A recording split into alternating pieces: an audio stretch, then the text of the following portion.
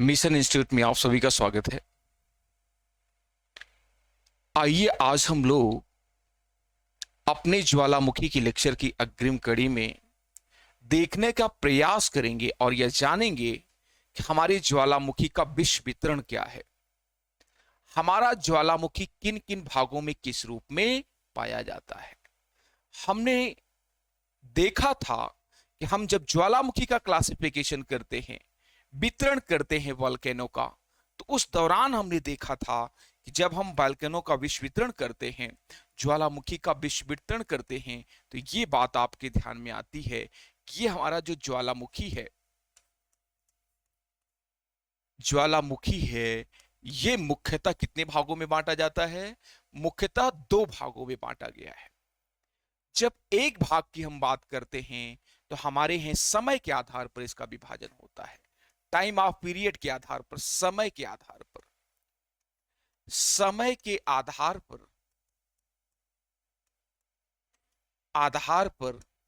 ज्वालामुखी का विभाजन।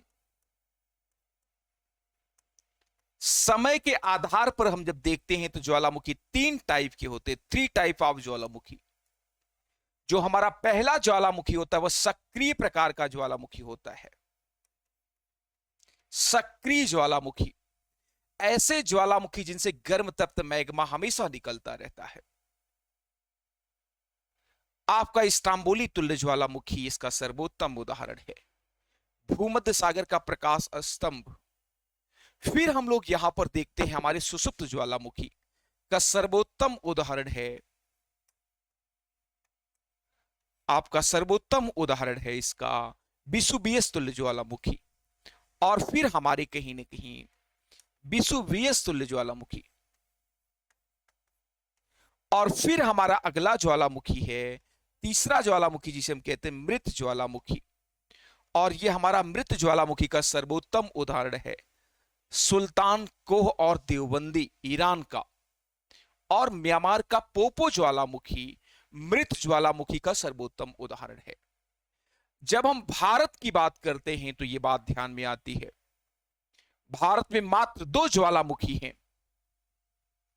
और इन दोनों ज्वालामुखियों में आपके अंडमान निकोबार द्वीप समूह में पाए जाते हैं।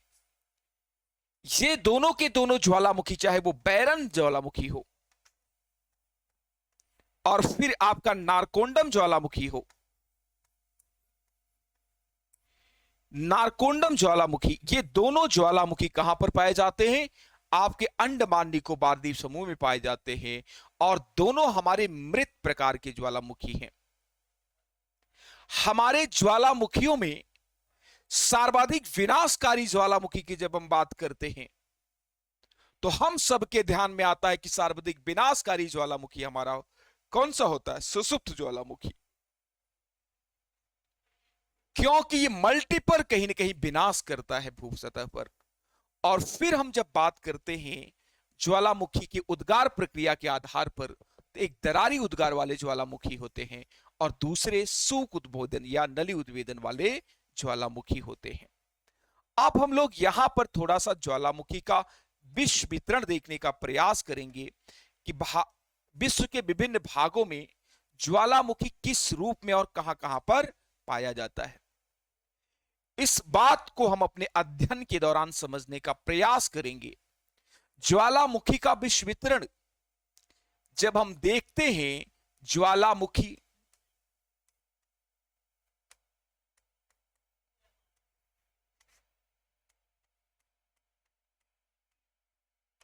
विश्व वितरण, जब हम ज्वालामुखी का विश्व वितरण देखते हैं तो सबसे पहले ध्यान में आता है कि हमारे मानचित्र पर किन किन भागों पर ज्वालामुखी उद्गार सर्वाधिक पैमाने पर होते हैं। इसी को यहां पर हम देखने का प्रयास करेंगे कि आखिर हमारे विश्व के मानचित्र पर किन किन भागों पर सर्वाधिक ज्वालामुखी उद्गार आते हैं। सबसे ज्यादा ज्वालामुखी उद्गार कहां पर आता है, इस विषय को यहां पर हम लोग समझने का प्रयास अपने अध्ययन के दौरान करेंगे। ये हमारा ऑस्ट्रेलिया, ये हमारा न्यूजीलैंड। इस तरीके से आपका विश्व मानचित्र आपके यहां पर प्रदर्शित है, जिसके तहत यहां पर आप देख पा रहे हैं ये आपका उत्तरी अमेरिका, नॉर्थ अमेरिका, और ये आपका साउथ अमेरिका, और यहां पर आप अफ्रीका देख रहे हैं। ये आपका यूरोप है, और ये आपका प्यारा महान भारत, सशक्त भारत, समृद्ध भारत, मजबूत भारत, आपका महान भारत, जिस धरा पर आप सभी लोग रहते हैं, ये आपका भारत है। फिर यहां पर कहीं ना कहीं ये जापान है, और फिर यहां पर हम लोग देख रहे हैं ऑस्ट्रेलिया है। तो इस प्रकार से हम लोग देखें ज्वालामुखी के विश्व वितरण को जब हम देखते हैं, तो यहां पर ये बीच का जो महासागर है, इसे हम अटलांटिक महासागर कहते हैं। और फिर ये वाला जो महासागर आप देख रहे हैं, यहां जो महासागर है और इधर जो महासागर है, इन दोनों महासागरों को हम कहते हैं प्रशांत महासागर। प्रशांत महासागर, तो यहां पर हमारी है परिप्रशांत मेखला। भूकंप की दृष्टिकोण से यह मेखला बेहद संवेदनशील है। दुनिया के सबसे ज्यादा भूकंप भी यहां पर आते हैं, और दुनिया के सबसे ज्यादा ज्वालामुखी उद्गार की अगर बात की जाए, तो आप किसी परिप्रशांत मेखला में पाए जाते हैं, जिसका विस्तार आपके कहीं ना कहीं देखें तो यहां से लेकर के आपके नॉर्थ अमेरिका और दक्षिणी अमेरिका से लेकर ये आपके चाइना के पूर्वी छोर जापान से लेते हुए जावा, सुमात्रा, इंडोनेशिया और फिर ऑस्ट्रेलिया और न्यूजीलैंड तक जो पूरा का पूरा आपका महासागर फैला हुआ है, इस पेटी को हम कहते हैं ज्वालामुखी उद्गार की दृष्टिकोण से परिप्रशांत मेखला। परिप्रशांत मेखला इसे कहते हैं। यह हमारी मेखला है परिप्रशांत मेखला।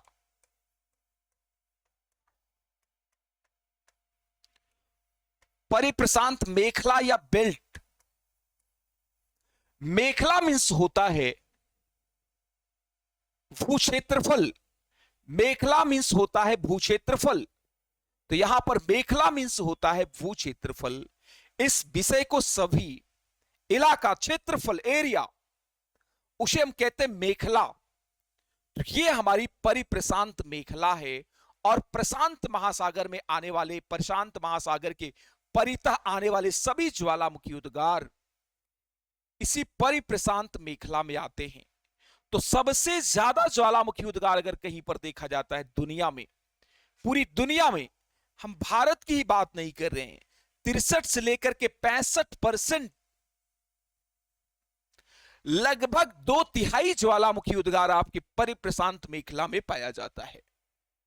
2/3 ज्वालामुखी उद्गार आपके परिप्रशांत मेखला से मेरे बच्चों संबंधित है।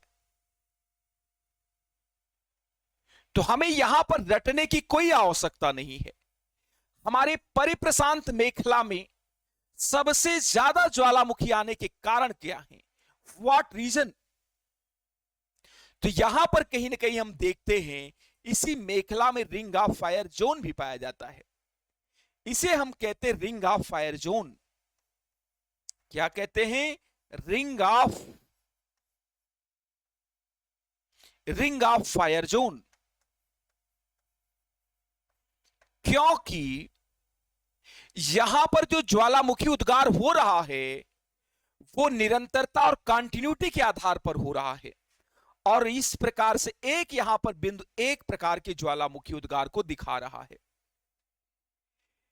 इस तरीके से यहां निरंतरता के आधार पर ज्वालामुखी उद्गार होने की वजह से इसे हम कहते हैं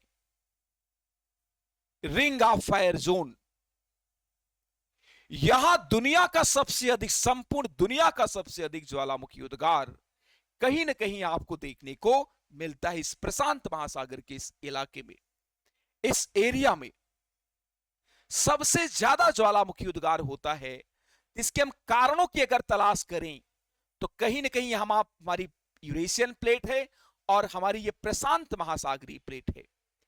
ये दोनों जहां पर आकर के आपस में मिलती हैं, वहां पर अभिसरण सीमा का निर्माण होता है।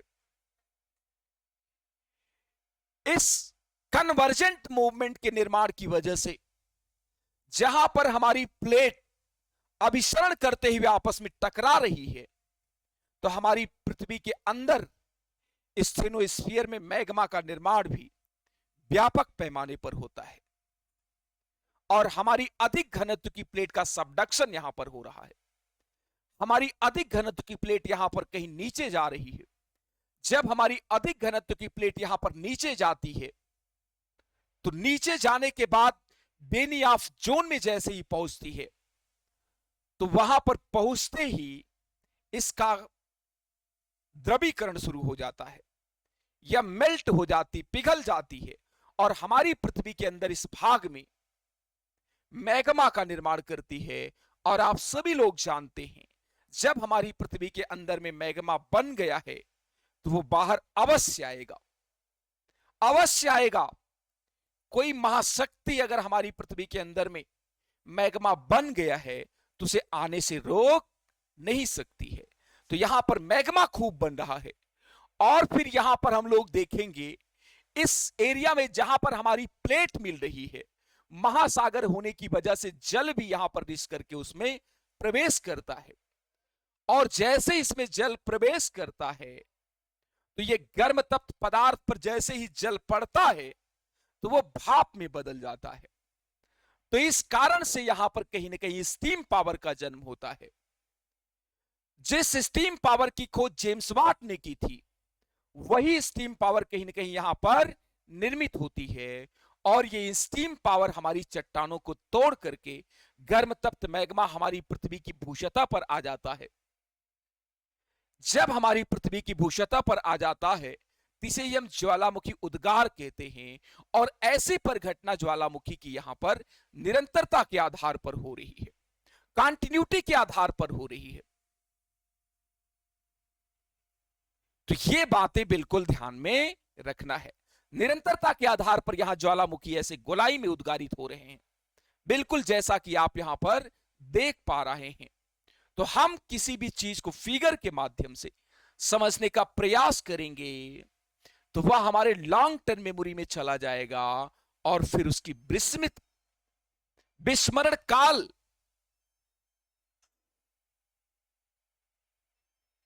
कम हो जाएगा। तो यहां पर कहीं ना कहीं हम देखते हैं कि यहां पर खूब ज्यादा रिंग ऑफ फायर जोन का निर्माण होता है। एक बिंदु दरअसल एक ज्वालामुखी को दिखा रहा है, एक ज्वालामुखी उद्गार को दिखा रहा है। इस महासागर में इतना ज्यादा ज्वालामुखी का उद्गार हुआ है कि यहां पर माउंट फ्यूजियामा का निर्माण हो गया जापान के पास। Mount Fujiyama, Mount Fuji, Mount Taal और फिर यहां फिलीपींस के पास निर्मित होता है माउंट मियान। पूरा पर्वत बन गया है क्योंकि ज्वालामुखी इतना ज्यादा निकला इसमें से मैग्मा, और ये सारे के सारे मैग्मा हमारे समुद्र में आकर के ठंडे हो गए और लावा बन गए और इन्होंने विशाल पर्वतों का निर्माण कर दिया। और ये सारे के सारे पर्वत हमारी समुद्र तल से बाहर आ गए हैं। माउंट फ्यूजियामा, माउंट मियान, माउंट ताल जैसे बड़े बड़े पर्वतों का निर्माण यहां पर देखने को मिलता है। किस मेखला में? परिप्रशांत मेखला में। आपके परिप्रशांत मेखला में ऐसी परिघटना घटित होती है और फिर हम प्रशांत महासागर के इस छोर को और उस छोर को मिला दें, तो पूरा का पूरा प्रशांत महासागर इधर भी, प्रशांत महासागर इधर भी। और हमारे प्रशांत महासागर के पश्चिमी छोर पर, इस पश्चिमी छोर पर भी बड़े बड़े पर्वतों का निर्माण हुआ है, जिसे हम कहते हैं सिस्ता। यहां पर एक पर्वत का निर्माण हुआ है रेनियर, सिस्ता, रेनियर, और यहां पर एक पर्वत का निर्माण हुआ है जिसे हम कहते हैं हुड। इस प्रकार इतना ज्यादा ज्वालामुखी का निर्माण हुआ कि यहां पर कहीं ना कहीं बड़े बड़े पर्वतों का विकास हो गया। आपके परिप्रशांत मेखला में संपूर्ण ज्वालामुखी के संकेंद्रण को अगर देखें, सेंट्रलाइजेशन को अगर देखें, तो लगभग 2/3 तक के ज्वालामुखी के सेंट्रलाइजेशन आपको परिप्रशांत मेखला में मिलेगा। अग्नियाफ वलय, वलय मींस अंगूठी, यहां पर गोलाई में निरंतरता के आधार पर ज्वालामुखी का उद्गारित हो रहा है, उद्गारित हो रहा है ज्वालामुखी। इस कारण से इसे हम क्या कहते हैं, इस कारण से इसे हम कहते हैं वलय। वलय मींस अंगूठी।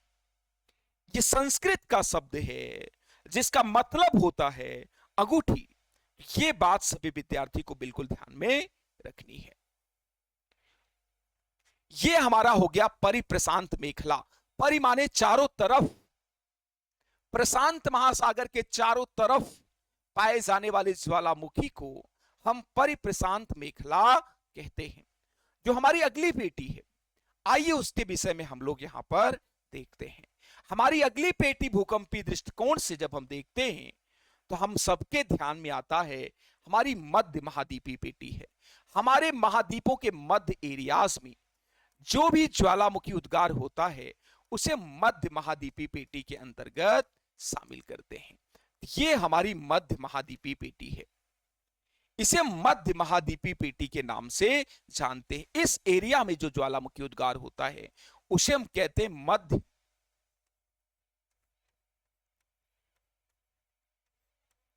मध्य महाद्वीपीय पेटी। इस प्रकार से यहां आपके मध्य महाद्वीपीय पेटी वाले एरियाज में जो ज्वालामुखी उद्गार होते हैं वो 21% तक के होते हैं। यहां पर 21% तक के ज्वालामुखी उद्गार आपके देखे जाते हैं। तो इस प्रकार से यहां पर ये आपके ज्वालामुखी मध्य महाद्वीपीय पेटी में आते हैं। आपके भारत में आने वाला ज्वालामुखी उद्गार कहीं ना कहीं किस पेटी में शामिल किया जाता है, मध्य महाद्वीपीय पेटी में। आपके भारत में आने वाला ज्वालामुखी उद्गार हम मध्य महाद्वीपीय पेटी में शामिल करते हैं, इंटरकॉन्टिनेंटल बेल्ट में।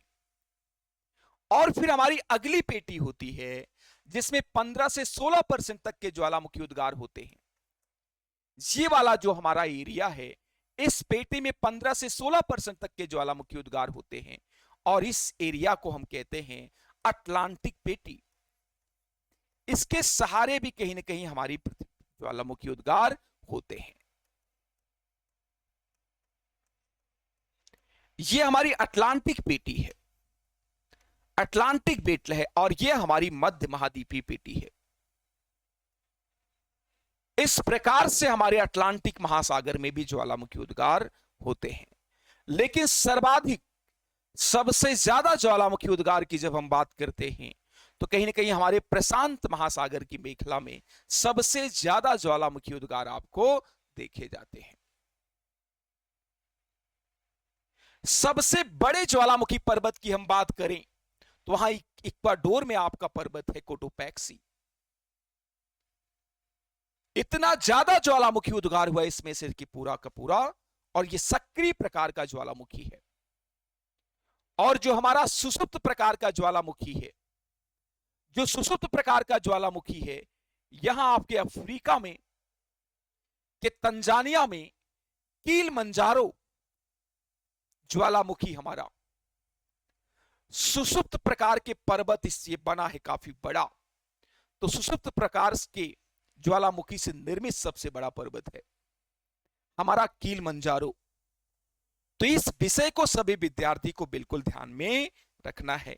जब हम ज्वालामुखी का विश्व वितरण पढ़ रहे हैं तो मातृचित्र के माध्यम से, मातृचित्रांकन के माध्यम से हम इसे समझ लें कि हमारे विश्व के विभिन्न भागों में कहां कहां पर ज्वालामुखी का कितना संकेंद्रण पाया जाता है। हमारा रिंग ऑफ फायर जोन, अग्नि वलय का क्षेत्र, फायर मींस आग, जैसे वहां पर हमारी पृथ्वी क्या उगल रही हो, आग उगल रही हो। ऐसा आभास हो रहा है कि जैसे हमारी पृथ्वी वहां आग उगल रही हो, क्योंकि हमारा गर्म तप्त मैग्मा जो होता है वो बहुत हाई सेंटीग्रेड तापमान पर गर्म होता है।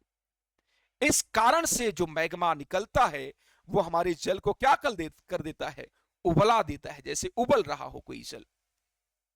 और विश्व वितरण के दृष्टिकोण से जब हम भारत की बात करते हैं तो आपके भारत मध्य महाद्वीपीय पेटी के अंतर्गत आता है। इस प्रकार से आपके भारत में जो ज्वालामुखी का उद्गार होता है वो एकमात्र दो ज्वालामुखी हैं आपके भारत में। पहले ज्वालामुखी की अगर हम बात करें तो कहीं ना कहीं ध्यान में आता है आपका कौन सा ज्वालामुखी, आपका बैरन द्वीप का ज्वालामुखी। और दूसरी जब बात हमको ध्यान में आती है तो ये हमारी ज्वालामुखी कौन सी है, नारकोंडम ज्वालामुखी, जो अंडमान निकोबार द्वीप समूह में पाई जाती है। हमारे हिमालय में ये हमारी यूरेशियन प्लेट है और यहां नीचे से हमारी एक प्लेट है लगी हुई जो हमारे भारत के निर्माण में शामिल है। ये हमारी प्लेट है इंडियन प्लेट। ये दोनों प्लेटें हिमाचल प्रदेश उत्तराखंड के आसपास आपस में मिलती हैं। ये दोनों प्लेटें वहां पर मिलती हैं और इस भाग में मैग्मा का निर्माण खूब होता है।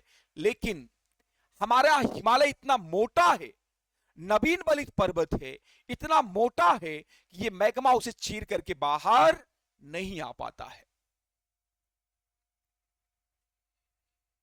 जहां जहां पर ज्वालामुखी उद्गार होता है वहां वहां पर भूकंप आता है।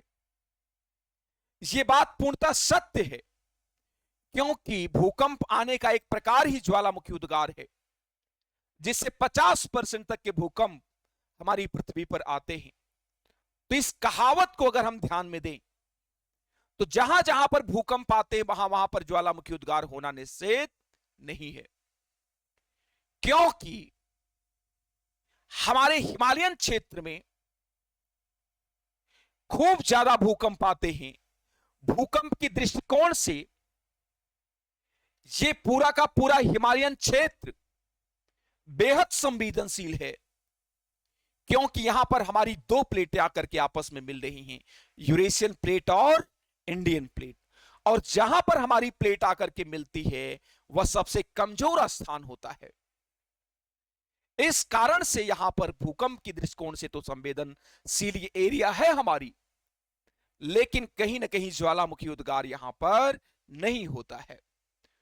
तो जहां जहां पर ज्वालामुखी उद्गार होता है वहां वहां पर भूकंप अवश्य संभावी है, लेकिन जहां जहां पर ज्वालामुखी उद्गार भूकंप आए वहां पर ज्वालामुखी उद्गार हो यह निश्चित नहीं है। इसका प्रमुख उदाहरण आपके सामने है आपका भारत, आपका प्यारा भारत, सशक्त भारत, मजबूत भारत, समृद्ध भारत, शिक्षित भारत। तो ये सारा का सारा जो आपका भारत है, इस आपके भारत में ये घटना घटित होती है। सस्य श्यामल भारत, सस्य श्यामला है आपकी भूमि। इसे सस्य श्यामला क्यों कहा जाता है? क्योंकि यहां इतना हरा भरा है कि इसे अगर हम ऊंचाई से देखें तो ऐसा लगता है कि जैसे कोई हरियाली बिछी हो। इसी कारण से इसे हम सस्य श्यामला भूमि कहते हैं। तो यहां पर यह बातें ध्यान में रखना है क्योंकि सभी ऋतुओं का पदार्पण आपके भारत में होता है। तो यहां पर हम लोग देख रहे हैं यहां पर आना चाहिए ज्वालामुखी उद्गार, मैग्मा बन रहा है, उसके बावजूद भी यहां पर ज्वालामुखी उद्गार नहीं हो रहा है। यही मैग्मा विसरित होकर के आपके म्यांमार से बाहर निकलेगा, अन्य भागों से बाहर निकलेगा जाकर के, लेकिन हिमालयन क्षेत्र को वो चीर करके बाहर नहीं आ सकता है। अब हम लोग यहां पर देखने का प्रयास करेंगे कि आखिर ज्वालामुखी के क्या लाभ हैं। विनाश में भी अवसर जो तलाशता है, विनाश में भी जो अवसर तलाश ले उसे कहते हैं भारतीय। भारतीय लोग बेहद आशावादी होते हैं और बहुत अच्छी बात है खुश रहने के लिए, आनंद में रहने के लिए। इनका आशावाद ही इन्हें जीने की ऊर्जा प्रदान करता है। तो यहां पर कहीं ना कहीं जब हम देखते हैं अपने भारत को तो हम ज्वालामुखी में भी अवसर तलाश सकते हैं। ज्वालामुखी दरअसल हमारे लिए बहुत लाभप्रद है, बहुत ही ज्यादा लाभप्रद है। लेकिन प्रथम दृष्टया जब आप लोग देखते हैं, प्रथम दृष्टया फर्स्ट साइट जब आप देखते हैं, तो कहीं ना कहीं आपको ज्वालामुखी विनाश का परिचायक लगता है, विनाश के रूप में आप सबके सामने प्रस्तुत होता है। लेकिन हम लोग शंकर के पुजारी हैं, सत्यम शिवम सुंदरम। शंकर का तृतीय नेत्र अगर खुलता है तो सृष्टि में संतुलन स्थापित करने के लिए, अराजक शक्तियों के नाश के लिए और न्याय की स्थापना के लिए। तो यहां कहीं ना कहीं अगर विनाश भी हो रहा है तो उसके पीछे भी सृजन छिपा हुआ है कि समाज को कैसा बनाना है, न्यायप्रिय बनाना है। समाज को कैसा बनाना है, अच्छा बनाना है। तो इस कारण से ये बातें ध्यान में रखनी है। ठीक उसी तरीके से हमारे ज्वालामुखी भी होते हैं। हमारे ज्वालामुखी जो उद्गारित होते हैं हमारी पृथ्वी के अंदर से, ये बहुत सारे लाभ हम सबको देते हैं। इन लाभ को हमको समझने की आवश्यकता है। तो आइए हम लोग क्रमशः इन लाभ को देखने का प्रयास करते हैं। हमारी पृथ्वी के अंदर बहुत सारी प्लेटें मौजूद हैं। ये प्लेटें हमारी पृथ्वी के अंदर में जब टकराती हैं तो अधिक घनत्व की प्लेट का सबडक्शन होता है। अधिक घनत्व की प्लेट हमारी नीचे छेपित होती है। जब ये नीचे प्लेट हमारी छेपित होती है तो यहां पर जाकर के मैग्मा का निर्माण करती है। जब हमारी पृथ्वी के अंदर मैग्मा बन गया, हमारी प्लेट टूट गई, तो इस टूटे हुए प्लेट का हमारी पृथ्वी के अंदर से बाहर आना बहुत जरूरी है। दरअसल ये हमारी पृथ्वी के अंदर में अवांछनीय ऊर्जा है, अनचाही ऊर्जा है। इसे हमारी पृथ्वी से या हमारी पृथ्वी से बाहर आना बहुत ही जरूरी बा, बहुत आवश्यक है हमारी पृथ्वी से बाहर आना इसका। अगर ये हमारी पृथ्वी से बाहर ना आए तो कहीं ना कहीं हमारी पृथ्वी के संतुलन के लिए, बैलेंस ऑफ अर्थ के लिए, हमारी पृथ्वी के स्वास्थ्य के लिए, हमारी पृथ्वी का भी स्वास्थ्य होता है जैसा हमारा आपका स्वास्थ्य होता है। और हमारी पृथ्वी के स्वास्थ्य की जो डॉक्टर है वो सुप्रीम पावर है, जिसे हम कहते हैं प्रकृति, नेचर। हमारी सुप्रीम पावर उसकी डॉक्टर है, उसकी समय समय पर उसे स्वस्थ बनाने का काम करती है। तो यहां पर कहीं ना कहीं हमारी पृथ्वी से प्लेटें टकराती हैं और गर्म तप्त मैग्मा जब हमारी पृथ्वी से बाहर आता है, इस प्रकार से जब गर्म तप्त मैग्मा हमारी पृथ्वी से बाहर आ जाता है तो यह हमारी पृथ्वी के स्वास्थ्य के लिए आवश्यक है। अगर यह मैग्मा हमारी पृथ्वी के अंदर में रह गया तो हमारी पृथ्वी कूढ़ता का शिकार हो जाएगी।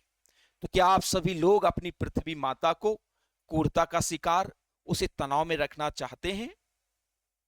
तो आप कदापि ऐसा नहीं चाहेंगे। तो ये बातें ध्यान में रखनी है। अगर हमारे शरीर में कोशिकाएं क्षतिग्रस्त हो गई हैं, WBC के रूप में पस बन गई है, तो हमें उसके ढकने, अपने शर्ट की बटन से ढकने के बजाय डॉक्टर के पास जाना चाहिए और उसका चीरा लगवा करके उसे पस को बाहर कर देना चाहिए, क्योंकि वह हमारे शरीर का अवांछनीय तत्व है। और अवांछनीय तत्व को जब आप बाहर कर देंगे तो कहीं ना कहीं आप स्वस्थ हो जाते हैं।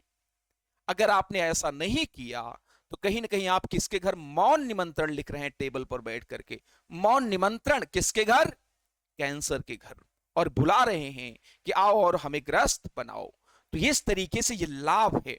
और यहां पर कहीं ना कहीं जो मैग्मा उद्गारित होता है हमारी पृथ्वी से, यही मैग्मा कालांतर में हमारे प्राकृतिक कारकों के प्रभाव से ठंडा हो जाता है। तो इसे हम लोग कहते हैं लावा। इसे हम क्या कहते हैं? लावा कहते हैं। और यही लावा आपकी काली मिट्टी का क्षेत्र है, आपके दक्कन का क्षेत्र, आपकी रेगुर मिट्टी, चरनोडम मिट्टी, आपकी कपासी मिट्टी, ये सारी स्वतः जुताई वाली मिट्टी, ये सारी की सारी मिट्टियां आपकी पृथ्वी के अंदर से आई, दक्कन के पठार पर फैल गई और फिर आपके लिए गन्ना और कपास के उत्पादन का साक्षात स्रोत बन गई। तो ये बातें ध्यान में रखना है। सबसे ज्यादा गन्ना का उत्पादन महाराष्ट्र, सबसे ज्यादा कपास का उत्पादन गुजरात, ये सारे के सारे राज्य आप देखिए इसी काली मिट्टी का क्षेत्र है। और दरारी उद्भेदन से आपके भारत में 500 मिलियन वर्ष पूर्व यहां पर क्या हुआ, मैग्मा का उद्गार हुआ। 500 मिलियन वर्ष पूर्व यहां पर मैग्मा का उद्गार हुआ, दरार फट गई एक लंबी, और जब दरार फट गई तो इसमें से मैग्मा निकला और फैल गया। देखिए हमें चट्टाने कौन दे रहा है, यह हमें ज्वालामुखी उद्गार दे रहा है। यहां विनाश में भी सृजन शामिल है। प्रथम दृष्टया इसने पूरे इकोसिस्टम को नष्ट किया, सारी वनस्पतियों को नष्ट किया, सारे जीवों को नष्ट किया, लेकिन लाभ की तुलना में यह हमारी हानि ईमानदारी से अगर कहा जाए तो बहुत सूक्ष्म है, बहुत छोटी है। लेकिन अगर सूक्ष्म दृष्टि से नहीं देखेंगे तो आपको यह विनाश बहुत बड़ा लगेगा, बहुत भयावह लगेगा। लेकिन इसके पीछे लाभ भी छिपा है, विनाश में सृजन भी छिपा हुआ है।